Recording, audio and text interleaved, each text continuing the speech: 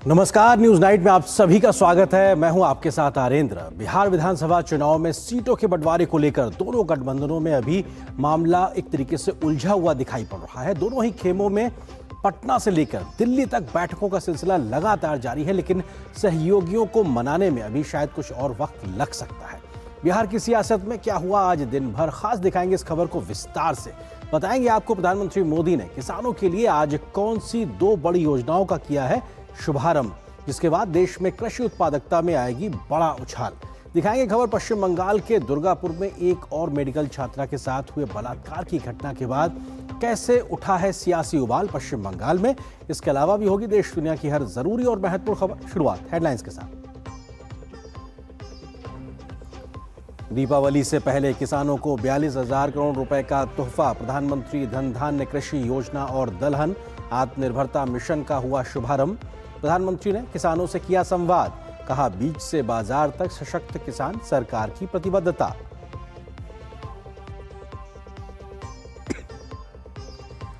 कृषि के प्रति पिछली सरकारों के लापरवाह रवैये पर प्रधानमंत्री ने साधा विपक्ष पर निशाना। प्रधानमंत्री ने कहा कांग्रेस सरकार में किसानों के हितों की अनदेखी की। खेती और किसानी हमेशा से एनडीए की विकास यात्रा का अहम हिस्सा। बिहार चुनाव के लिए सीट बंटवारे के लिए महामंथन जारी। अमित शाह की मौजूदगी में जेपी नड्डा के घर कोर ग्रुप की बैठक। महागठबंधन में भी सीट शेयरिंग पर चर्चा। प्रशांत किशोर के राघोपुर दौरे ने बढ़ाया बिहार का सियासी पारा।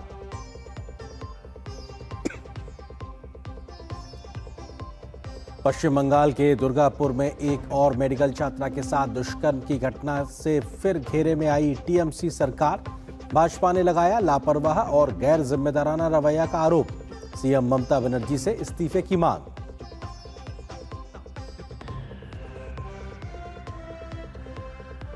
चीन और अमेरिका के बीच ट्रेड वॉर ने नए दौर में किया प्रवेश। चीन पर भड़के डोनाल्ड ट्रंप ने 100% टैरिफ लगाने का किया ऐलान। कई अहम सॉफ्टवेयर एक्सपोर्ट्स पर भी बैन की कही बात। 1 नवंबर से लागू होगी नई दरें। और बड़ी खबर से करते हैं शुरुआत। देश के अन्नदाताओं के लिए आज प्रधानमंत्री नरेंद्र मोदी ने बड़ी सौगातें दी हैं। पीएम मोदी ने आज दिल्ली से प्रधानमंत्री धन धान्य योजना और आत्मनिर्भर दलहन मिशन की शुरुआत की। धन धान्य योजना के तहत कृषि उत्पादकता में पिछड़ गए देश के 100 जिलों में विशेष अभियान चलाया जाएगा, ताकि इन जिलों में कृषि उत्पादकता बढ़ाई जा सके।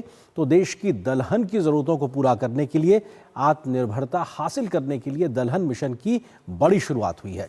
इस मौके पर प्रधानमंत्री मोदी ने किसानों से मुलाकात की है, तो कृषि क्षेत्र में उनकी सरकार के द्वारा चलाई जा रही बड़ी बड़ी योजनाओं से अन्नदाताओं को मिल रहे लाभ का विस्तार से आंकड़ों के साथ उन्होंने जिक्र भी किया।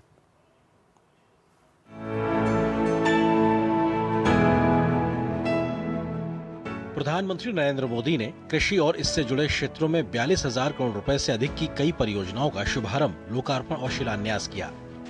इस दौरान 24,000 करोड़ रुपए की लागत से पीएम धन धान्य कृषि योजना की शुरुआत की गई, जिससे कृषि उत्पादकता बढ़ाने, फसल विविधीकरण और टिकाऊ कृषि पद्धतियों को अपनाने और सिंचाई सुविधाओं में सुधार करने के साथ ही निर्धारित किए गए 100 जिलों में दीर्घकालिक और अल्पकालिक ऋण की उपलब्धता को सुगम बनाया जाएगा।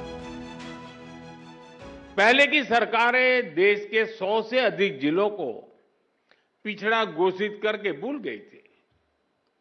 हमने उन जिलों पर विशेष ध्यान केंद्रित किया, उनको आकांक्षी जिला घोषित किया। इन जिलों में बदलाव का हमारा मंत्र था कन्वर्जेंस, कोलैबोरेशन और कंपटीशन। यानी पहले हर सरकारी विभाग अलग अलग योजनाओं, जिले के हर नागरिक, सबको जोड़ो, फिर सबका प्रयास के भाव से काम करो और उसके बाद बाकी जिलों के साथ स्वस्थ स्पर्धा करो। इस अप्रोच का फायदा आज दिख रहा है। प्रधानमंत्री नरेंद्र मोदी ने 11,440 करोड़ रुपए की लागत वाली दलहन में आत्मनिर्भरता मिशन की शुरुआत की। उन्होंने दलहन क्षेत्र में देश को आत्मनिर्भर बनाए जाने पर जोर दिया। गेहूं हो, धान हो, आज भारत दुनिया के सबसे बड़े उत्पादकों में से एक है। लेकिन साथियों, हमें आटे और चावल से भी आगे बढ़कर सोचना ही होगा। हम अपने घर में भी आटे और चावल से गुजारा नहीं करते, और भी चीजें जरूर पड़ती हैं। आटा चावल से भूख तो मिट सकती है, लेकिन पर्याप्त पोषण के लिए हमें और चीजों की जरूरत होती है। उसके लिए हमें योजना करनी होती है। हमारे बच्चों को, हमारी भावी पीढ़ी को उनके शारीरिक विकास के लिए और उसके साथ मानसिक विकास के लिए भी प्रोटीन का उतना ही महत्व है। खास करके जो वेजिटेरियन लोग हैं, और हमारे देश में काफी बड़ा समाज है, उनके लिए तो दाल ही प्रोटीन का सबसे बड़ा सोर्स होता है। इसलिए दलहन आत्मनिर्भरता मिशन बहुत जरूरी है।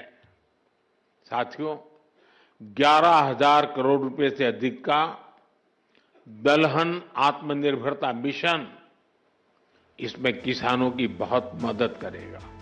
प्रधानमंत्री ने कृषि, पशुपालन, मत्स्य पालन और खाद्य प्रसंस्करण क्षेत्रों में 5,450 करोड़ रुपए से अधिक मूल्य की परियोजनाओं का उद्घाटन किया और 815 करोड़ रुपए की अतिरिक्त परियोजनाओं की आधारशिला भी रखी। पीएम मोदी ने कहा कि 21वीं सदी के भारत के विकास के लिए देश की कृषि प्रणाली में सुधार जरूरी थे और इन्हें 2014 में ही शुरू कर दिया गया था। प्रधानमंत्री मोदी ने दलहन की खेती में लगे किसानों से बातचीत की। इन्हें कृषि, पशुपालन और मत्स्य पालन में मूल्य श्रृंखला आधारित दृष्टिकोण स्थापित करने के उद्देश्य से विभिन्न सरकारी योजनाओं से लाभ हुआ है। इन किसानों को किसान उत्पादक संगठनों यानी एफपीओ की सदस्यता और कृषि अवसंरचना कोष के तहत सहायता भी प्राप्त हुई है। ब्यूरो इनपुट के साथ अनुज यादव की रिपोर्ट, डीडी न्यूज। तो देश के किसानों को आज प्रधानमंत्री ने दीपावली से पहले 2 बड़ी सौगातें दी हैं। क्या कुछ इस योजनाओं के मायने हैं और कैसे इस योजनाओं का एक खाका खींचा गया है देश के अन्नदाताओं की समृद्धि को बढ़ाने के लिए?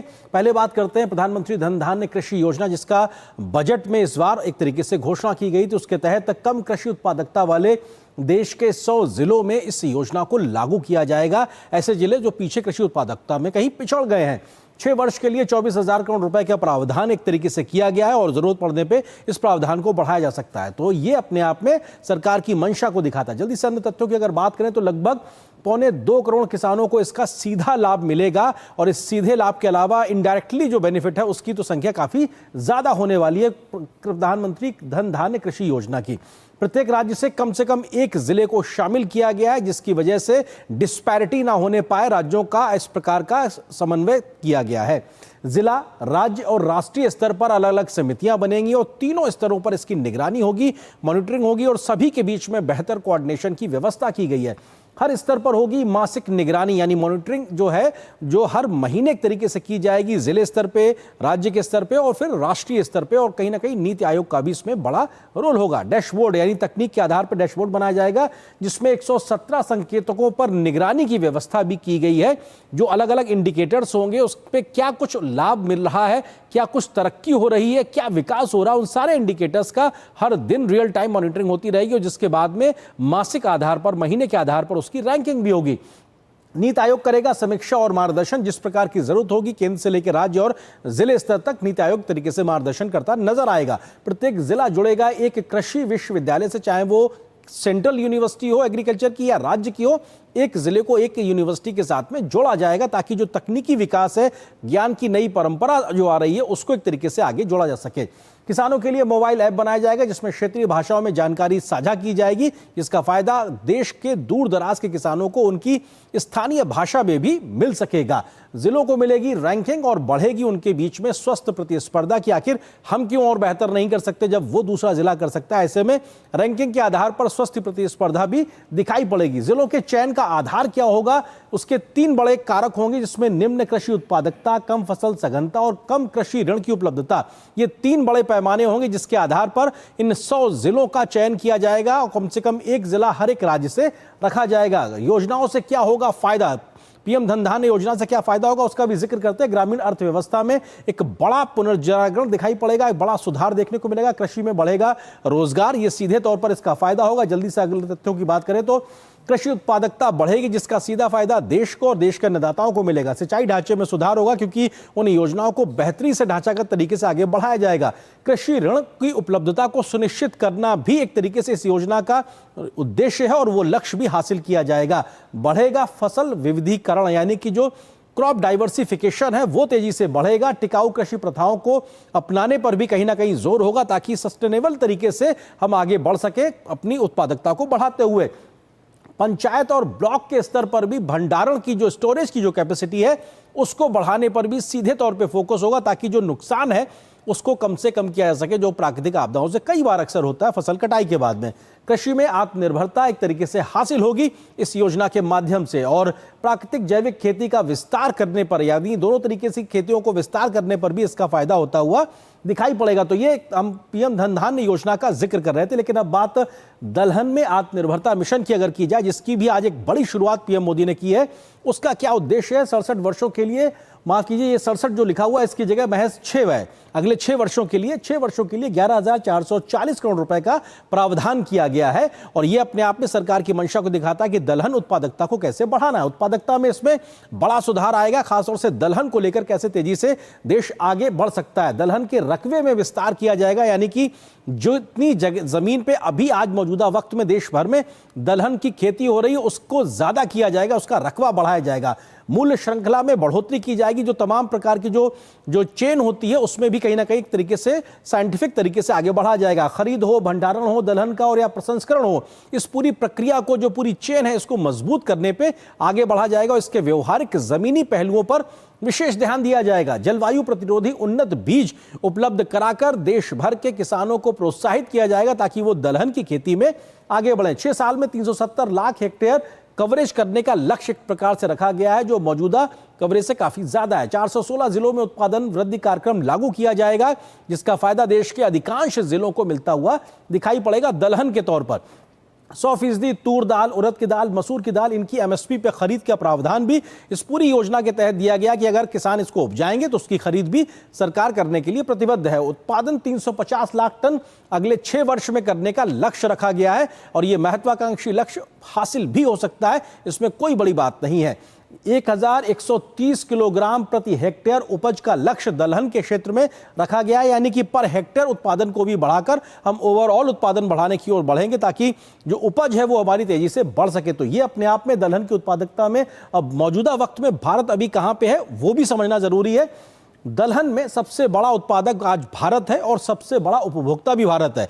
भले ही हम सबसे बड़े उत्पादक हैं, लेकिन हमारी जरूरतें उससे भी ज्यादा, इसलिए हमको इंपोर्ट करना पड़ता है। 2015-16 में उत्पादन लगभग 16 मीट्रिक टन रहा था, लाख मीट्रिक टन रहा था और 2022-23 में ये 26.0 लाख मीट्रिक टन रहा था। तो ये दालों के आयात में लगभग बीते समय में 15 से 20% की वृद्धि हुई, क्योंकि हमारी जरूरतें बढ़ रही हैं, हमको ज्यादा दाल इंपोर्ट करना पड़ रहा है। दालों का उत्पादन 242 लाख टन मौजूदा वक्त में है, लेकिन हमारी जरूरतें उससे भी ज्यादा है, इसलिए हमको इंपोर्ट करना पड़ता है। दलहन उत्पादकता में आई है लगभग 38% की वृद्धि। जो हमारा उत्पादन था बीते वर्षों में लगभग वो 38% उसमें उत्पादन की वृद्धि हुई है। आयात पर निर्भरता 29% से घटकर लगभग 10.5% के आसपास आ गई है। ये हमारी बढ़ती उत्पादकता का ही एक प्रकार से असर है। तो अपने आप में इन 2 योजनाओं से कैसे देश में कृषि का एक बड़ा खाका तैयार होगा और उस दिशा में ये दोनों योजनाएं बड़ी मददगार साबित होंगी। कैसे इसको जमीन पे इंप्लीमेंट किया जाएगा, इस विषय पे हम आगे विस्तार से बात भी करेंगे। फिलहाल एक बहुत छोटे से ब्रेक के लिए रुकते हैं, बहुत जल्द हाजिर होते हैं।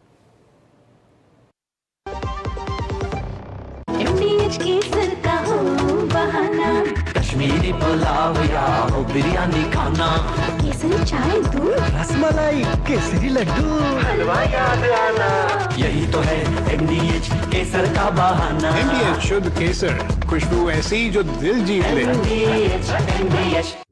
उत्तर प्रदेश की सभी शिक्षकों को मिला है आरोग्य का सबसे बड़ा उपहार।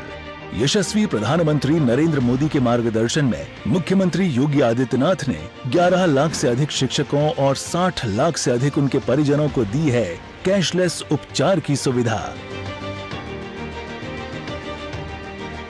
प्राथमिक एवं उच्च प्राथमिक विद्यालयों के शिक्षक, अशासकीय सहायता प्राप्त विद्यालय एवं महाविद्यालयों के शिक्षक, स्ववित्त पोषित विद्यालय और महाविद्यालयों के शिक्षकों के साथ ही शिक्षा मित्र, अनुदेशक, रसोइया और उनके परिवारों को मिलेगा निःशुल्क उपचार का लाभ। देश का भविष्य गढ़ने वाले 81 शिक्षकों को मुख्यमंत्री शिक्षक सम्मान एवं शिक्षा मित्रों और अनुदेशकों का मानदेय बढ़ाने के उद्देश्य से किया गया है एक उच्च स्तरीय कमेटी का गठन। गुरुजनों का सम्मान, सशक्त राष्ट्र की पहचान, काम दमदार, डबल इंजन सरकार। गोल्डी छोले मसाले, जहाँ जाए रिश्ते बनाए। गोल्डी लाए हैं फ्रेश लॉक टेक्नोलॉजी जो रखे मसालों को हर समय फ्रेश। मेरी पसंद, मेरी पसंद, मेरी पसंद, मेरी पसंद, हमारी पसंद। हम सबकी पसंद। मजबूत देश का मजबूत सरिया हो गया स्टील। दादी के हाथों का जादू और खुशबू से महकता घर। MDH गरम मसाला, असली मसालों से भरा हूँ मैं। क्योंकि हर रिश्ता है स्वाद से जुड़ा। और ब्रेक के बाद आपका स्वागत है। और ब्रेक पे जाने से पहले हम जिक्र कर रहे थे उन 2 बड़ी सौगातों का जो आज प्रधानमंत्री ने देश के किसानों को दी है, अन्नदाताओं को दी है, जिसके माध्यम से एक बड़ा कृषि का एक आधारभूत परिवर्तन आने वाले वक्त में दिखाई पड़ेगा। इससे बड़ी खबर पे हम करेंगे चर्चा। इससे जुड़ा है आज का हमारा विशेष धन धान्य से कृषि आत्मनिर्भरता की ओर, क्योंकि PM धन धान्य योजना की शुरुआत हुई है तो वहीं दलहन आत्मनिर्भरता मिशन की भी आज शुरुआत हुई है। इस विषय पे बात करने के लिए बेहद और बहुत ही खास मेहमान इस वक्त हमारे साथ मौजूद हैं। रमेश चंद्र जी, जो कि सदस्य हैं कृषि के नीति आयोग में। सर, बहुत बहुत स्वागत है दूरदर्शन न्यूज़ पे अपना वक्त साझा करने के लिए। और अगर आज के दिन के लिहाज से बात की जाए तो इन दोनों योजनाओं के आज शुरू होने के मायने, या कहा जाए इस ऐतिहासिक दिन को कैसे देखा जाए, अब यहाँ से क्या कुछ बड़ा बदलने वाला है PM धन धान्य योजना से और मिशन दलहन आत्मनिर्भरता के माध्यम से?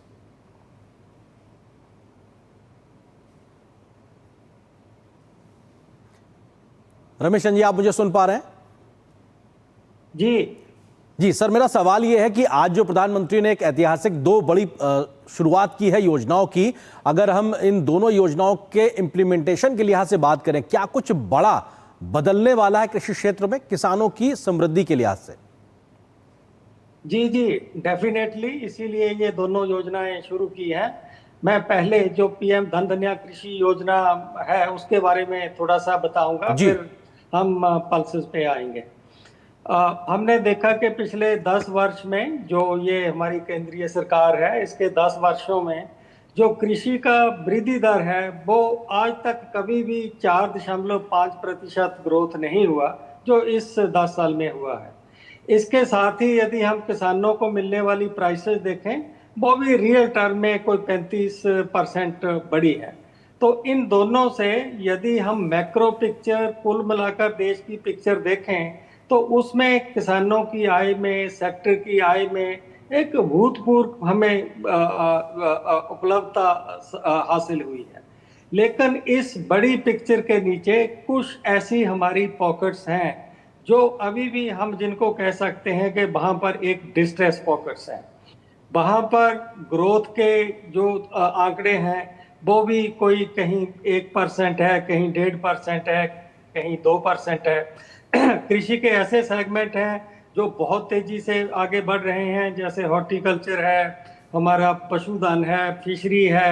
लेकिन कुछ हमारी कोर्स ग्रेन सीरियल्स, कुछ हमारी पल्सेस, कुछ हमारे ऑयल सीड्स, इन सब का यदि हम कपास ग्रोथ रेट देखें तो वो ज़्यादा नहीं है।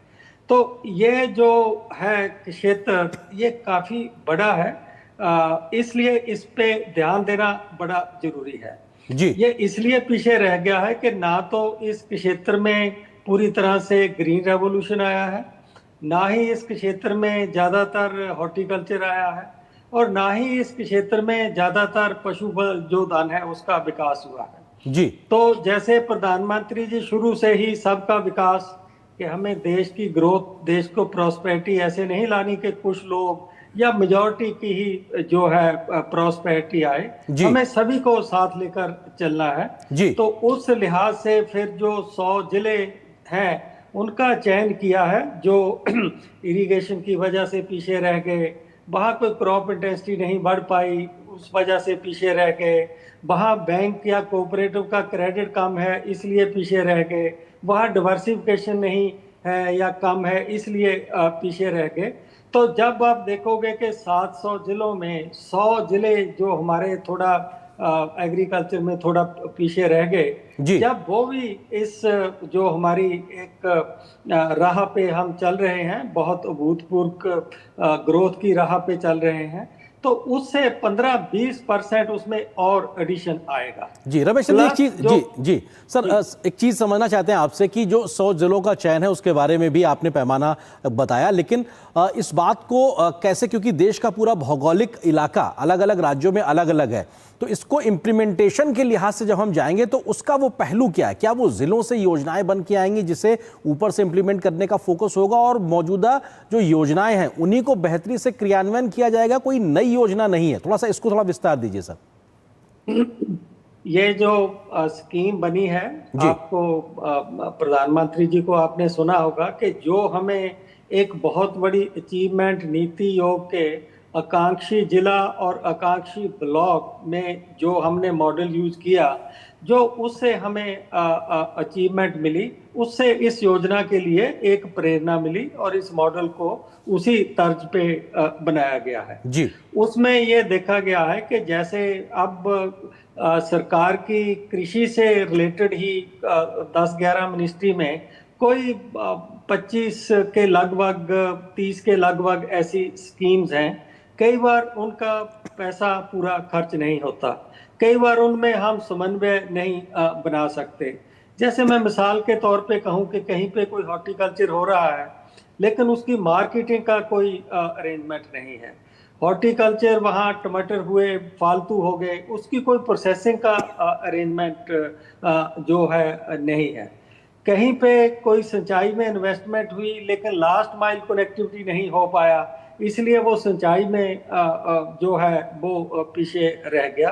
तो जो हमारी स्कीम्स हैं 11-12 मिनिस्ट्री में एग्रीकल्चर से रिलेटेड, उनमें एक कन्वर्जेंस लाकर कि वो एक दूसरे के पूरक बने, जहां एक में कोई ग्रोथ होता है दूसरा उसको जो है उसमें हेल्प करे। अब आपने देखा होगा कि कई जगह बहुत अच्छा प्रोडक्शन होता है, केंद्र सरकार ने एमएसपी डिक्लेयर की तो एमएसपी इम्प्लीमेंट ही नहीं होती वहां पर। तो इसीलिए इसमें आपने देखा होगा कि 3 दालें जहां पर किसानों को अच्छी प्राइस नहीं मिलती, उसको सरकार ने कहा है कि हम 100% सुनिश्चित करेंगे कि किसानों को एमएसपी मिले, चाहे उसको प्रोक्योरमेंट के थ्रू करें जैसे राइस बीट में कुछ रीजन में करते हैं, या किसी और तरीके से प्राइस सपोर्ट सिस्टम पीएम आशा से करें या प्राइस डेफिशिएंसी पेमेंट से करें, तो हम उससे उसको करें।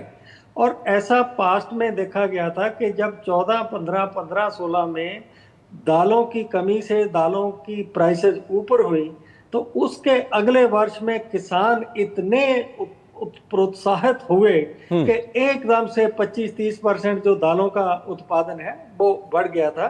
तो इस बात का हमें पूरा एहसास है कि किसान के लिए सबसे बड़ा जो इंसेंटिव होता है वो आउटपुट की प्राइस होती है, कि उसको आउटपुट की प्राइस मिल जाए।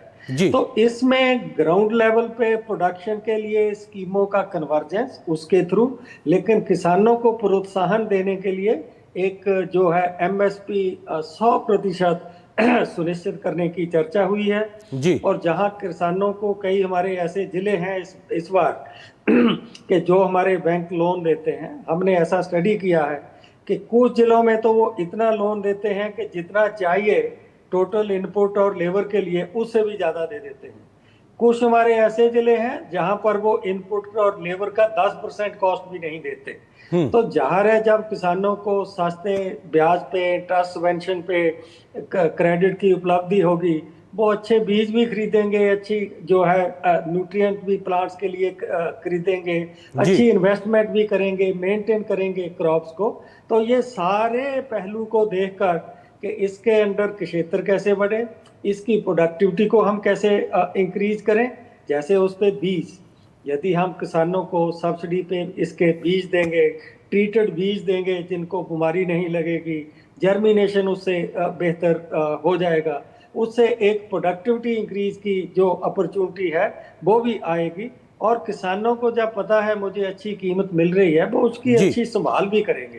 तो ये बहुत से फैक्टर्स को मिला के इसको जो है लक्ष्य को प्राप्त करने के सर, लिए रमेश जी सर, अगले 6 वर्षों के लिए अगर हम दलहन के लिहाज से आत्मनिर्भरता हासिल करने का लक्ष्य रखें तो क्या अगले 6 वर्षों में बढ़ती हुई हमारी दलहन की मांग, देश की मांग और उसके बाद उसको एक्सपोर्ट करने तक की जो क्षमताएं हैं, क्या वो अगले 6 वर्षों में इस मिशन से पूरी होंगी या हमको अभी और लंबा सफर तय करना पड़ेगा? जी, हमारे जो वर्किंग ग्रुप से हम करवाते हैं प्रोजेक्शन के 2035 तक और 2030-31 तक हमारी कितनी डिमांड होगी, उसको मैच करने के लिए जैसे अब हम देख रहे हैं कि 25 मिलियन टन पैदावार है और 7 मिलियन टन हमने बाहर से जो है इंपोर्ट हुआ, तो कुल मिला के कोई 30-31 मिलियन टन की जो है डिमांड हुई। अगले 5-6 साल में हमारे ऐसे आंकड़े हैं कि ये डिमांड बढ़ के कोई 36-37 मिलियन टन तक पहुंच जाएगी, और उस लक्ष्य को प्राप्त करना कोई ज्यादा मुश्किल नहीं है जी। दरअसल यदि पिछले 10 साल में देखा जाए तब भी पल्सेस की ग्रोथ रेट अच्छी रही है, लेकिन उसकी डिमांड इतनी ज्यादा बढ़ रही है। आपको मैं शेयर करना चाहता हूं आपके चैनल से, जो प्रधानमंत्री जी ने भी न्यूट्रिशन की बात की कि हम सीरियल का इतना हमारे पास उपलब्धता है, हम सरप्लस हैं, अपनी प्रोडक्शन का 25% राइस हम एक्सपोर्ट कर देते हैं, लेकिन उपभोक्ता की प्रेफरेंस सीरियल की कंजम्पशन बढ़ाने की नहीं है। वो पहले, आज से 10 साल पहले एक आदमी हर महीने 11 किलो सीरियल खाता था, तो लेटेस्ट आंकड़े बताते हैं कि अब वो 9 किलो सीरियल ही खाता है। तो इससे जाहिर है कि उससे उसकी एनर्जी इंटेक, प्रोटीन इंटेक पे असर पड़ता है। तो कंज्यूमर की ये प्रेफरेंस है कि मैं प्रोटीन रिच जो दालें हैं मैं उनको ज्यादा खा सकता हूँ। तो यदि जो सीरियल का डिक्लाइन प्रेफरेंस की वजह से हो रहा है, हम उसको पल्सेस से कॉम्पनसेट करेंगे तो वो जो एक एनर्जी डेफिशिएंसी है वो भी पूरा होगा। एक प्रोटीन जो है, पल्सेस प्रोटीन रिच होती हैं, अमीनो एसिड वगैरह स्पेशल प्रोटीन है इसमें, तो वो भी उसकी भी भरपाई होगी। बिल्कुल, और खासतौर से भारत का जो वेजिटेरियन बड़ा एक समूह है उसके लिए तो दाल एक सबसे बड़ा प्रोटीन का स्रोत होता है। सर, क्योंकि टेक्नोलॉजी इंटरवेंशन भी काफ़ी है, अगर पीएम धन धान्य योजना के लिहाज से बात करें तो डैशबोर्ड के माध्यम से मॉनिटरिंग करना, नीति आयोग के माध्यम से जिला स्तर तक की जो पूरी व्यवस्था है, टेक्नोलॉजी इंटरवेंशन से कैसे इसको कोऑपरेशन, कोऑर्डिनेशन तेजी से, बेहतरी से करेंगे? एक छोटा सा जवाब सर इस पे। जी, जैसा मैंने पहले कहा कि नीति आयोग के पास जिलों के साथ, मिनिस्ट्री के साथ मिलके जो पहले हमने आकांक्षी जिलों में उपलब्धियां हासिल की, फिर हमने आकांक्षी खंड जो ब्लॉक्स हैं उसी मॉडल को उस पे रेप्लिकेट किया, वहाँ भी जो है सफलता मिल रही है। मुझे पक्का विश्वास है कि उसी मॉडल को, एक हमारा एक्सपीरियंस पहले से ही है, जब वहाँ वो हम कामयाब हो गए तो इस एक्सपीरियंस के साथ हमें पल्सेस में भी डेफिनेटली एक जो है सफलता मिलेगी। और पहले हमने पल्सेस में भी देखा था कि जब हमने NFSM शुरू किया, जब सीड विलेज शुरू करके किसानों को सीड ही एक अच्छी क्वालिटी का दिया, एकदम से पल्सेस की प्रोडक्शन में जो है इंक्रीज हुआ था। तो ये मिलजुल के कि किसानों को सीड देना, ट्रीटेड सीड देना, अच्छी उनकी सपोर्ट क्रेडिट के लिए करना, उनको MSP का एक इंसेंटिव देना, और जो हर तरह से नई टेक्नोलॉजी है वो देना, पक्का उनसे, और हमारा एक्सपीरियंस जो एस्पिरेशनल डिस्ट्रिक्ट और ब्लॉक का रहा है वो भी काफी मददगार एक तरीके से साबित होगा। सर, वक्त इतना ही अनुमति दे रहा, बहुत बहुत शुक्रिया हमारे साथ जुड़ने के लिए, इस खबर पर विस्तार से बात करने के लिए। और यहाँ पर एक छोटे से ब्रेक के लिए रुकते हैं। ब्रेक उस पार जब वापस आएंगे तो खबर दिखाएंगे बिहार से जुड़ी हुई, क्योंकि बिहार की सियासी समर में सीटों का महामंथन चल रहा है, सब ओर है बैठकों का दौर। क्या है आज की बड़ी खबर, इस पर दिखाएंगे छोटे से ब्रेक के बाद।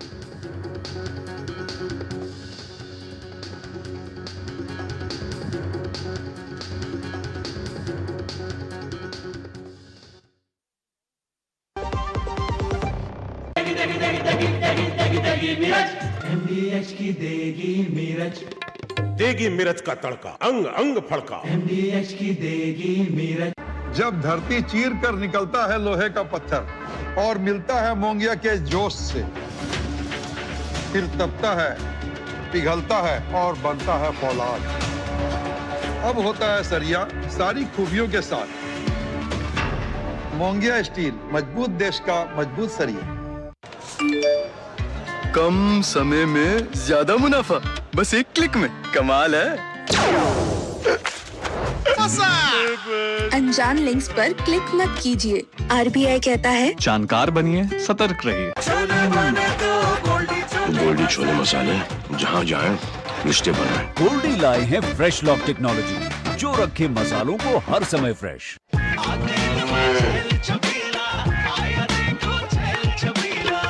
एक कपिला, अरे भाई सब एक ही जैसा होता है। ये लो साधारण पशु आहार।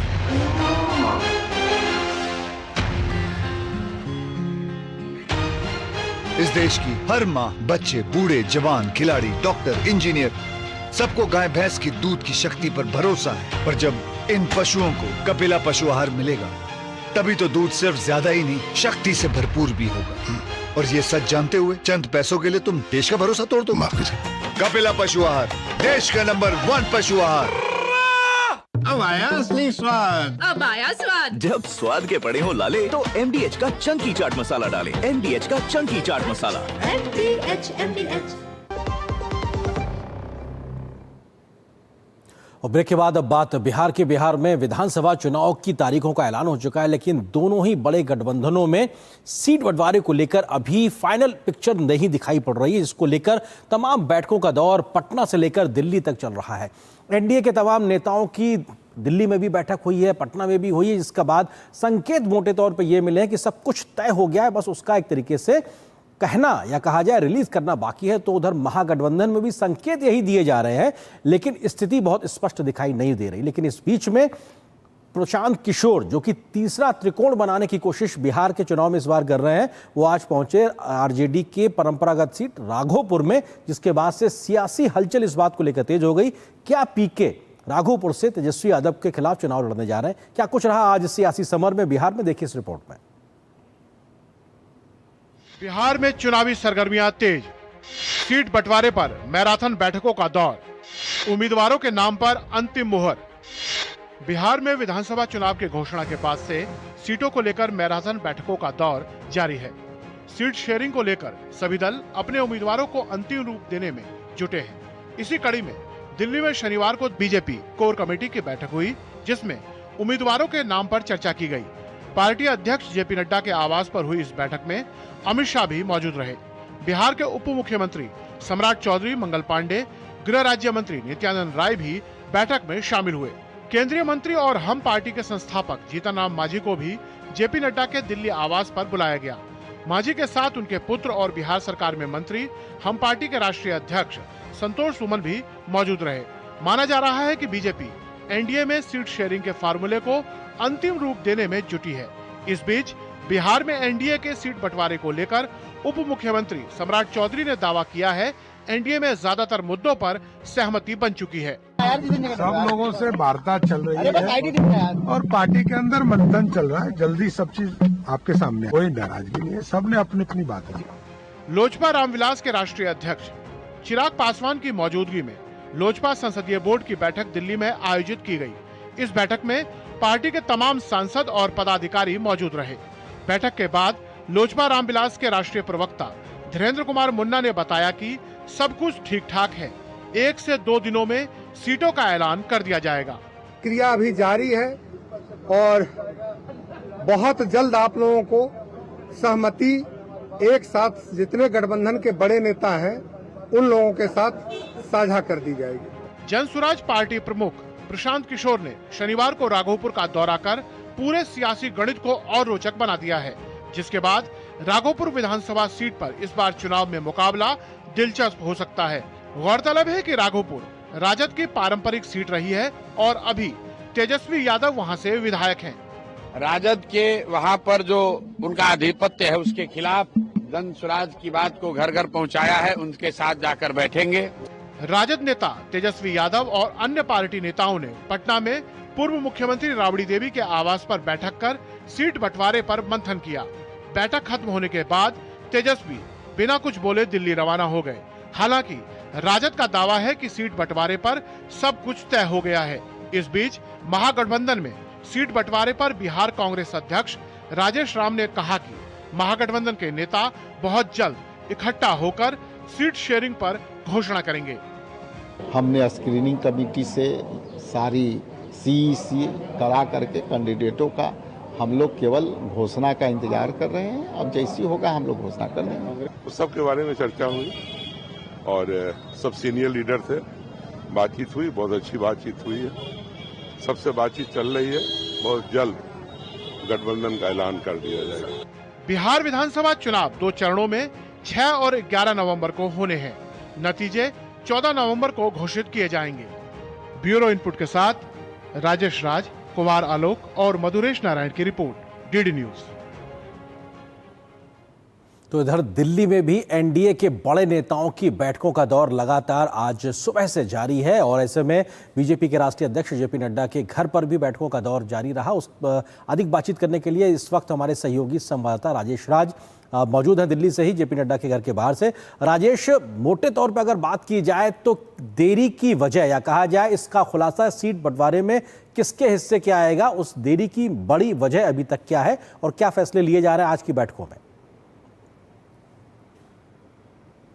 देखिए आर्येंद्र, सुबह 10:30 बजे से अभी तक मैं अभी जेपी नड्डा के आवास पर, जो भारतीय जनता पार्टी के राष्ट्रीय अध्यक्ष हैं, उनके आवास पर मौजूद हूं और लगभग 10 घंटे से भी ज़्यादा मैराथन बैठक ये चली है, जिस बैठक में तमाम जो बीजेपी के बड़े नेता हैं वो इस बैठक में शामिल हुए। गृह मंत्री अमित शाह लगातार 11:30 बजे से अब तक लगातार वो जमे रहे और उनके बाहर निकलने के ठीक पहले जो बिहार बीजेपी के चुनाव प्रभारी हैं धर्मेंद्र प्रधान, केंद्रीय शिक्षा मंत्री, वो बाहर निकले। इसके अलावा अगर बात करें तो बीजेपी के तमाम जो बड़े नेता थे उनकी मौजूदगी में उपेंद्र कुशवाहा और जीतन राम मांझी को भी बुलाया गया। और जो खबर छन छन कर बाहर आ रही है, जो हमारे सूत्र बताते हैं कि जीतन राम मांझी और उपेंद्र कुशवाहा दोनों अपनी सीटों को लेकर बहुत आश्वस्त नहीं है। उनकी नाराजगी है इस बात को लेकर कि लोजपा रामविलास के जो राष्ट्रीय अध्यक्ष हैं चिराग पासवान, वो कुछ ज़्यादा सीटें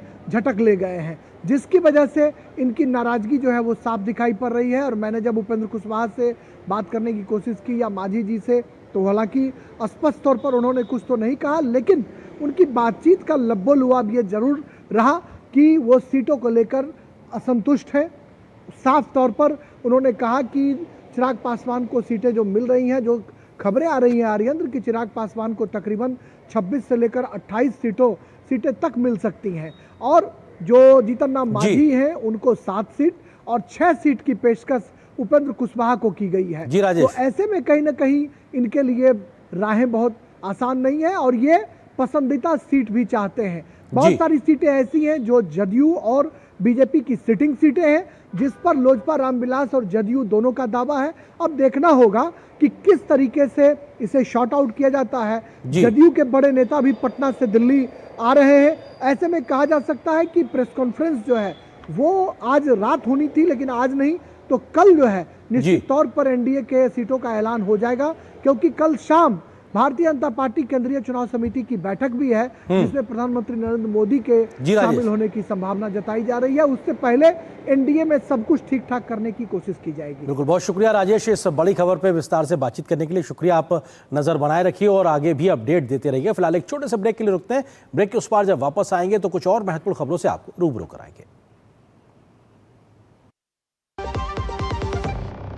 देना वो वाली MDH की सुपर हींग। जिन्होंने यूज किया है वो जानते हैं असली हींग का स्वाद। MDH सुपर हींग, शुद्धता का असली तड़का।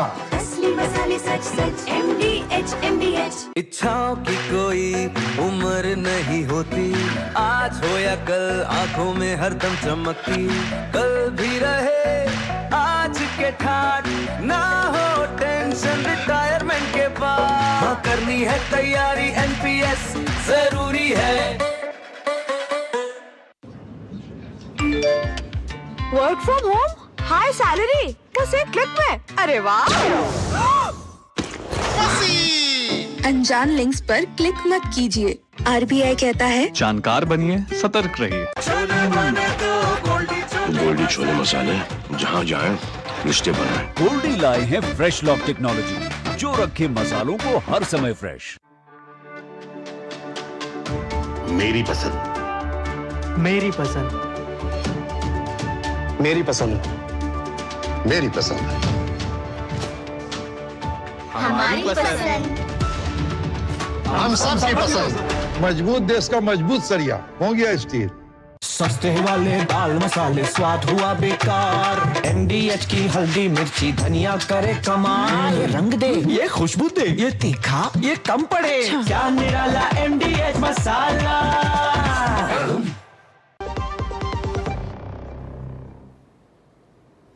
संपूर्ण क्रांति के जनक भारत रत्न लोकनायक जयप्रकाश नारायण की आज जयंती है और पूरा देश उन्हें आज याद कर रहा है। प्रधानमंत्री नरेंद्र मोदी ने उनको याद करते हुए सोशल मीडिया पर जेपी द्वारा लिखी गई जेल डायरी के कुछ पन्ने साझा किए और उनके योगदान को नमन किया। जेपी की बिहार में जन्मस्थली पर हुए एक कार्यक्रम में उपराष्ट्रपति ने जेपी की प्रतिमा का भी अनावरण किया। तो देश के अलग अलग हिस्सों में आज जयप्रकाश नारायण जी को याद करते हुए कई कार्यक्रमों का आयोजन किया गया। देश संपूर्ण क्रांति के जनक भारत रत्न लोकनायक जयप्रकाश नारायण की जयंती मना रहा है।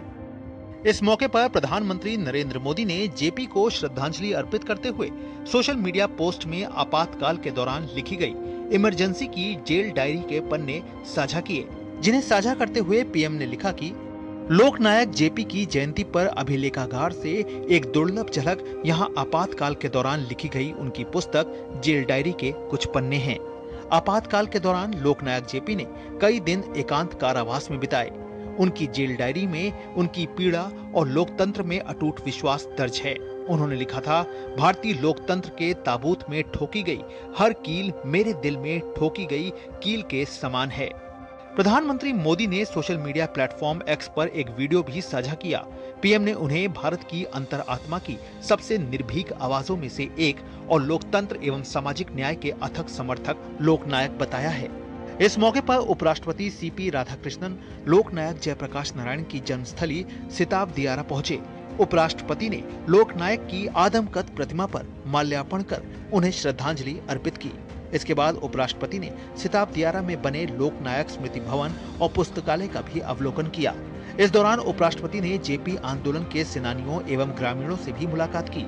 उपराष्ट्रपति ने कहा कि लोकनायक जयप्रकाश नारायण अपनी जिंदगी को नैतिक साहस, सादगी और त्याग का प्रतीक बनाकर हमारे बीच सदैव एक प्रकाश पुंज की तरह रहे हैं। लोकनायक Jayaprakash Narayan ji and or yes, it is very affectionately he has been remembered. JPG was not just a freedom fighter. He was a conscience keeper of our democracy. From the struggle for independence to the call of total revolution in the 1970s, his life remained a beacon of moral courage, simplicity and sacrifice. Bhajpa राष्ट्रीय अध्यक्ष JP Nadda ने स्वतंत्रता संग्राम सेनानी लोकनायक जयप्रकाश नारायण की जयंती पर उन्हें नमन किया। सोशल मीडिया पर पोस्ट में उन्होंने लिखा कि महान स्वतंत्रता संग्राम सेनानी, लोकतंत्र के परम उपासक भारत रत्न लोकनायक जयप्रकाश नारायण जी की जयंती पर उन्हें शत शत नमन करता हूं। तत्कालीन सरकार द्वारा देश पर थोपे गए आपातकाल के दौरान राष्ट्र की जनतांत्रिक चेतना को जागृत कर लोकतंत्र की पुनर्स्थापना में आपने महत्वपूर्ण भूमिका निभाई थी। देश और समाज में सकारात्मक परिवर्तन के लिए अपना जीवन समर्पित करने वाले लोकनायक का महान व्यक्तित्व और आदर्श हम सभी के लिए प्रेरणा स्रोत है। 123वीं जयंती पर आम नागरिकों को सशक्त बनाने और संवैधानिक मूल्यों को मजबूत करने के लिए समर्पित इन महानायक को देशवासियों की ओर से शत शत नमन। Bureau report, DD news. और यहाँ पर एक और छोटे से ब्रेक के लिए रुकते हैं। आपके घर के खाने में रेस्टोरेंट जैसा स्वाद ले आए MDH का शाही पनीर मसाला। पनीर को क्या मस्त बना डाला। हेलो नमस्कार सर, बधाई हो आपको। प्रधानमंत्री ग्रामीण आवास योजना की तरफ से पक्का घर मिला है। पक्का घर? हाँ सर, बस आपको एक एप्लीकेशन डाउनलोड करनी पड़ेगी, जिसका लिंक हमने आपके नंबर पर भेज दिया है। पक्के मकान के नाम पे बेवकूफ बनाया जा रहा है। जमतारा में 70 लोगों का गिरोह पकड़ा गया है। वैसे ही फोन कॉल करके लोगों को गाड़ी, बंगला, बैंक बैलेंस का लालच दे के बेवकूफ बना रहे थे। कम से कम 7 साल की सजा होगी। नहीं सर, क्या बोल रहे हैं? ये जो विनोद तो घर दे रहे हो ना, वो अपने पास रख लो। तुम जब जेल जाओगे तुम्हारे घर वालों काम आएगा। काट दिस। क्या किए भैया, बड़ा मुश्किल से पक्का का घर मिल रहा था। पक्का का घर मिल रहा था, घर से बेघर हो जाते हैं। मतलब हम समझे नहीं, कैसे? मतलब जैसे तुम ये एप्लीकेशन डाउनलोड कर लेते, हाँ। तुम्हारा फोन हैक करके और सारा बैंक बैलेंस सपाचट। बड़ा मुश्किल से 6000 रुपया सेव किए हैं भैया। लो बचा लिया हम। साइबर अपराधियों का मत लो tension, stop, think and then take action. Goldiee छोले मसाले, जहाँ जाए रिश्ते बनाए। गोल्डी लाए हैं फ्रेश लॉक टेक्नोलॉजी, जो रखे मसालों को हर समय फ्रेश। QR कोड स्कैन करो, 5000 का कैशबैक पाओ। वाह, दिल बन गया। UPI पिन एंटरिंग सिर्फ पैसे भेजने के लिए है। RBI कहता है जानकार बनिए, सतर्क रहिए। अब छोलिया हो या लोबिया, सफेद चने या काले चने, सब कुछ मजेदार बने। और खबर पश्चिम बंगाल से। पिछले साल कोलकाता में एक महिला डॉक्टर के साथ में हुए जघन्य अपराध में जो पूरा महिला सुरक्षा का मामला था, वो पश्चिम बंगाल में सुर्खियों में छाया हुआ था और ममता बनर्जी की सरकार पर कई गंभीर सवाल खड़े हो गए थे कि आखिर किस प्रकार की राज्य में सरकार है। ऐसा ही एक मामला पश्चिम बंगाल के दुर्गापुर से आया, जहां पे मेडिकल छात्रा के साथ में बलात्कार हुआ है। इस घटना के बाद से फिर से लॉ एंड ऑर्डर को लेकर पश्चिम बंगाल की ममता दीदी की सरकार सवालों के घेरे में आ गई है। विपक्षी दल बीजेपी ने वहां पर ममता दीदी पे कई गंभीर सवाल खड़े किए और उनसे इस्तीफे की मांग की है। क्या है पूरी घटना, देखिए इस रिपोर्ट में। पश्चिम बंगाल में एक और मेडिकल छात्रा के साथ बलात्कार की घटना सामने आई है। घटना कल शाम दुर्गापुर के एक निजी मेडिकल कॉलेज में हुई। बताया जा रहा है कि द्वितीय वर्ष की छात्रा अपनी एक सहेली के साथ रात के खाने के लिए बाहर गई थी। मेडिकल कॉलेज के पास ही कुछ अज्ञात लोगों द्वारा छात्रा को दरिंदगी का शिकार बनाया गया। पीड़िता का फोन भी छीन लिया गया। पीड़िता द्वितीय वर्ष की छात्रा है और उड़ीसा के जलेश्वर की रहने वाली है। मेडिकल छात्रा के परिवार द्वारा दर्ज कराई गई शिकायत के आधार पर जांच शुरू हो गई है। इस बीच दुर्गापुर स्थित मेडिकल कॉलेज में छात्रों ने इस दरिंदगी के खिलाफ विरोध प्रदर्शन भी शुरू कर दिया है। वहीं दुर्गापुर में इस घटना के बाद एक बार फिर पश्चिम बंगाल में कानून व्यवस्था पूरी तरह से सवालों के घेरे में आ गई है। लगातार बिगड़ती कानून व्यवस्था को लेकर भाजपा नेताओं ने ममता बनर्जी पर गैर जिम्मेदाराना रवैये का आरोप लगाते हुए इस्तीफे की मांग की है। भाजपा ने आरोप लगाया है कि ममता सरकार का राज महिलाओं के लिए जंगल राज बन चुका है। दुर्गापुर में जो घटना हुई एक बेटी के साथ, जो दरिंदगी हुई, यह बात का द्योतक है कि बंगाल के अंदर रूल ऑफ लॉ कोलैप्स हो गया, संविधान का शासन खत्म हो गया। उड़ीसा की एक रहने वाली एक बेटी, बड़े अरमान से उसके पिता ने सोचा होगा मेरी बेटी डॉक्टर बनेगी, MBBS कर। दुर्गापुर में एक मेडिकल कॉलेज में उसका प्रवेश कराया और जो घटना हुई है उसके साथ बलात्कार और जो प्रताड़ित किया गया है, यह बहुत ही निंदनीय है, बहुत घृणित है। बंगाल में तो कहूँगा कि आज प्रकार सरकार जिस प्रकार से वहाँ गुंडागर्दी करती है, सरकार के विरोध में कोई भी आवाज़ वो सुनना नहीं चाहती है। कोई आवाज़ उठाते हैं उनके ऊपर ही हमले होते हैं। तो ये वहाँ एक प्रकार से सरकार ही गुंडागर्दी पर उतर आई। ममता बनर्जी का चीफ मिनिस्टरशिप में कोई बेटी, कोई बहन सुरक्षित नहीं है, इसलिए बंगाल में नारी सुरक्षा, बेटी सुरक्षा पूरा खत्म हो गया है। लगातार बढ़ते अपराध और महिलाओं के खिलाफ अपराध को लेकर बतौर महिला मुख्यमंत्री ममता बनर्जी की चुप्पी लोगों में आक्रोश का कारण बनती नजर आ रही है। प्रसन्नजीत बख्शी की रिपोर्ट, DD न्यूज। रेल मंत्री अश्विनी वैष्णव ने आज नई दिल्ली रेलवे स्टेशन पर नवनिर्मित होल्डिंग एरिया का निरीक्षण किया। रेल मंत्री ने कहा कि इस होल्डिंग एरिया में अनारक्षित टिकट यात्रियों को तमाम प्रकार की सुविधाएं उपलब्ध कराई जाएंगी। साथ ही इससे प्लेटफॉर्म पर भीड़ को नियंत्रण करने में भी मदद मिलेगी। उन्होंने कहा कि देश भर के 76 रेलवे स्टेशनों पर इसी तरीके की व्यवस्था लागू की जा रही है। नई दिल्ली रेलवे स्टेशन के प्लेटफॉर्म पर भीड़ को नियंत्रित करने के लिए यात्री सुविधा केंद्र नाम से स्थायी होल्डिंग एरिया का निर्माण किया गया है। इस होल्डिंग एरिया में अनारक्षित टिकट यात्रियों के लिए तमाम सुविधाओं की व्यवस्था की गई है। रेल मंत्री अश्विनी वैष्णव ने शनिवार को नवनिर्मित होल्डिंग एरिया का निरीक्षण किया।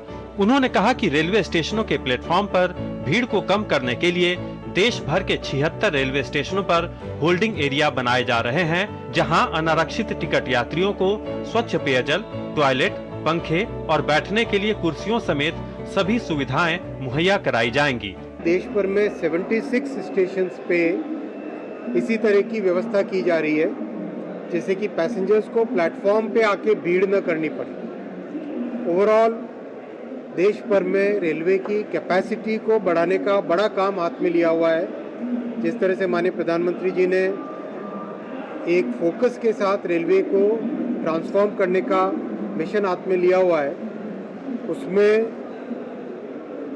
लगातार नई पटरियां बनाना, नए स्टेशन बनाना, नए होल्डिंग एरिया बनाना, नई ट्रेन्स इंट्रोड्यूस करना, नए जनरेशन के लोकोमोटिव लेना, कोच का प्रोडक्शन बढ़ाना, हर तरह का काम जो एक नए लेवल पे लाने का हाथ में लिया गया है। रेल मंत्री अश्विनी वैष्णव ने कहा कि नई दिल्ली रेलवे स्टेशन पर होल्डिंग एरिया बन जाने से आगामी दिवाली और छठ त्योहार के दौरान भीड़ को नियंत्रित करने में मदद मिलेगी और इससे प्राप्त अनुभवों का उपयोग भविष्य में अन्य स्टेशनों पर भी इसी तरह की व्यवस्था लागू करने के लिए किया जाएगा।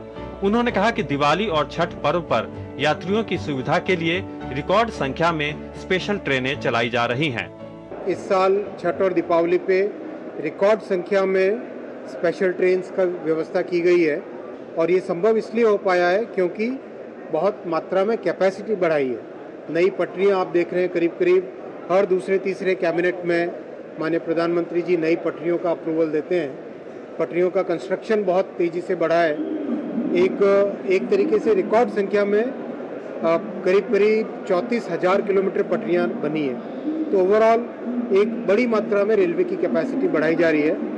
12,000 में से करीब 10,700 ट्रेन्स ऑलरेडी नोटिफाई हो गई हैं। नई दिल्ली रेलवे स्टेशन पर बनाए गए होल्डिंग एरिया में 6,000 से अधिक यात्रियों को रोकने की व्यवस्था की गई है। यहाँ 22 अनारक्षित टिकट काउंटर और 25 ऑटोमेटिक टिकट वेंडिंग मशीन लगाए गए हैं। इसके अलावा यहाँ electronic train information display board, luggage scanner, metal detector और पर्याप्त संख्या में सीसीटीवी कैमरे भी लगाए गए हैं ताकि यात्रियों की सुरक्षा सुनिश्चित की जा सके। Nishant Saurabh, DD news, Delhi.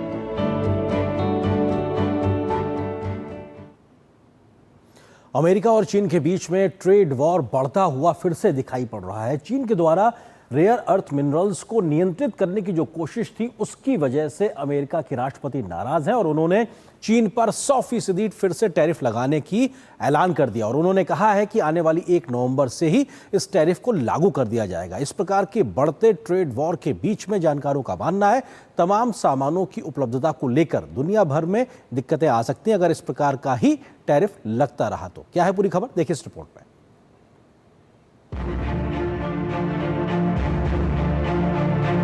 Washington में अमेरिकी राष्ट्रपति डोनाल्ड ट्रंप ने शुक्रवार को बीजिंग के खिलाफ बड़े आर्थिक कदमों की घोषणा करते हुए कहा कि 1 नवंबर 2025 से अमेरिका चीन से आयातित सभी उत्पादों पर 100% तक अतिरिक्त शुल्क लगाएगा। साथ ही 1 नवंबर से सभी महत्वपूर्ण सॉफ्टवेयर के निर्यात पर प्रतिबंध भी लागू होंगे। यह कदम चीन के उस फैसले के जवाब में उठाया गया है जिसमें उसने दुर्लभ धातुओं, रेयर अर्थ एलिमेंट्स के निर्यात पर नियंत्रण को कड़ा कर दिया है। ये धातुएं स्मार्टफोन, इलेक्ट्रिक वाहनों, रक्षा उपकरणों और एआई तकनीक जैसी आधुनिक उद्योगों की रीढ़ मानी जाती है। ट्रंप ने चीन के निर्णय को शॉकिंग यानी चौंकाने वाला बताया और कहा कि यह बेहद अनुचित कदम है। उन्होंने ये भी संकेत दिए कि 3 सप्ताह बाद दक्षिण कोरिया में निर्धारित अमेरिका चीन शिखर बैठक अब अनिश्चित हो गई है। ट्रंप के इस ऐलान के बाद वैश्विक बाजारों में जोरदार गिरावट आई। न्यूयॉर्क का S&P 500 इंडेक्स 2% से अधिक गिरा। अप्रैल के बाद यह एक दिन में सबसे बड़ी गिरावट है। निवेशकों ने जोखिम से बचते हुए सोने और अमेरिकी ट्रेजरी बॉन्ड्स में निवेश करना शुरू कर दिया है। वहीं डॉलर भी प्रमुख मुद्राओं के मुकाबले कमजोर पड़ा। ट्रंप ने संकेत दिए कि अमेरिका बोइंग विमानों और उनके पुर्जों के निर्यात पर भी नियंत्रण लगा सकता है। विमानन विश्लेषण कंपनी सीरियम के अनुसार चीन की एयरलाइनों के पास फिलहाल कम से कम 222 बोइंग जेट विमानों के ऑर्डर हैं, जबकि देश में 1800 से अधिक बोइंग विमान पहले से सेवा में हैं। कभी बोइंग के ऑर्डर बुक में चीन की हिस्सेदारी 25% तक थी, जो अब घटकर 5% से भी कम रह गई है। यदि अमेरिका ने निर्यात नियंत्रण लागू किया तो इससे न केवल बोइंग बल्कि पूरे वैश्विक विमानन उद्योग पर असर पड़ सकता है। अर्थशास्त्रियों का मानना है कि यदि यह व्यापारिक टकराव बढ़ा तो न सिर्फ तकनीकी और विमानन क्षेत्र प्रभावित होंगे, बल्कि वैश्विक आपूर्ति श्रृंखला भी अस्थिर हो सकती है। चीन दुनिया का सबसे बड़ा उत्पादक है और अमेरिका सबसे बड़ा उपभोक्ता। ऐसे में यह संघर्ष वैश्विक अर्थव्यवस्था को झटका दे सकता है। उधर बीजिंग में लोगों ने संयम बरतने की अपील की है। उनका कहना है कि चीन की घरेलू अर्थव्यवस्था इतनी मजबूत है कि वह रोजमर्रा की जरूरतों के लिए आत्मनिर्भर रह सकती है। ट्रंप प्रशासन ने संकेत दिए हैं कि आगे विमानन, एआई और क्लाउड कंप्यूटिंग जैसे क्षेत्रों में और भी प्रतिबंध लगाए जा सकते हैं। आने वाले सप्ताहों में यह तय होगा कि क्या आर्थिक संवाद की राह खुलती है या एक नया व्यापार युद्ध दुनिया की अर्थव्यवस्था को फिर संकट में डाल देगा। Bureau report, DD news. और न्यूज नाइट के अंत में आपको छोड़ जाते हैं कुछ और राष्ट्रीय महत्व की खबरों के साथ। फटाफट अंदाज में आप देखिए इन खबरों को। मुझे, मेरी पूरी टीम को दीजिए अनुमति। नमस्कार। राष्ट्रपति द्रौपदी मुर्मू ने अपने गुजरात दौरे के आखिरी दिन अहमदाबाद में गुजरात विद्यापीठ के 71वें दीक्षांत समारोह की अध्यक्षता की। इस मौके पर अपने संबोधन में राष्ट्रपति द्रौपदी मुर्मू ने कहा कि गुजरात में जो स्वरोजगार और आत्मनिर्भरता की संस्कृति है, उसे पूरे देश में प्रसारित करने की आवश्यकता है। केंद्रीय कृषि मंत्री शिवराज सिंह चौहान ने दिल्ली स्थित भारतीय कृषि अनुसंधान संस्थान में विशेष कृषि कार्यक्रम को संबोधित किया। केंद्रीय मंत्री ने अमेरिका से शुल्कों के बावजूद किसानों के कल्याण की रक्षा के लिए सरकार के अडिग रुख की प्रशंसा की। महाराष्ट्र के नागपुर विद्यापीठ में राष्ट्र संत तुकडोजी महाराज को श्रद्धांजलि देने के लिए एक विशाल कार्यक्रम का आयोजन किया गया। केंद्रीय मंत्री नितिन गडकरी ने तुकडोजी महाराज को श्रद्धांजलि दी। भारत में अमेरिका के नए राजदूत पदनामित सर्जियो गोर ने विदेश मंत्री एस जयशंकर से मुलाकात की। एस जयशंकर ने सोशल मीडिया पर तस्वीरें साझा करते हुए बताया कि नई दिल्ली में अमेरिका के राजदूत पदनामित सर्जियो गोर से मिलकर प्रसन्नता हुई और भारत अमेरिका संबंधों और इसके वैश्विक महत्व पर चर्चा हुई। उत्तर प्रदेश के मुख्यमंत्री योगी आदित्यनाथ ने भदोही में इंडिया कारपेट एक्सपो 2025 का उद्घाटन किया। इस मौके पर सीएम योगी आदित्यनाथ ने कहा कि उत्तर प्रदेश का भदोही, मिर्जापुर और वाराणसी देश में कारपेट मैन्युफैक्चरिंग का एक बहुत बड़ा केंद्र है। इसे प्रोत्साहित करने के लिए ही प्रधानमंत्री ने यहां पर इंडिया एक्सपो मार्ट की स्थापना की है। उत्तराखंड सरकार ने उत्तराखंड अधीनस्थ सेवा चयन आयोग की 21 सितंबर को आयोजित हुई स्नातक स्तरीय भर्ती परीक्षा को नकल होने की खबरों के बाद रद्द कर दिया है। सीएम पुष्कर सिंह धामी ने इसकी जानकारी देते हुए कहा कि ये फैसला जांच आयोग की रिपोर्ट को ध्यान में रखते हुए लिया गया है। फ्रांस के राष्ट्रपति इमैनुअल मैक्रों ने सेबेस्टियन लेकोर्नू को फिर से प्रधानमंत्री के रूप में नियुक्त किया है। लेकोर्नू ने हाल ही में इस्तीफा दिया था, लेकिन अब राष्ट्रपति ने उन्हें फिर सरकार बनाने और बजट तैयार करने की जिम्मेदारी दी है। ये कदम देश में बढ़ते राजनीतिक और आर्थिक संकट को संभालने की कोशिश माना जा रहा है।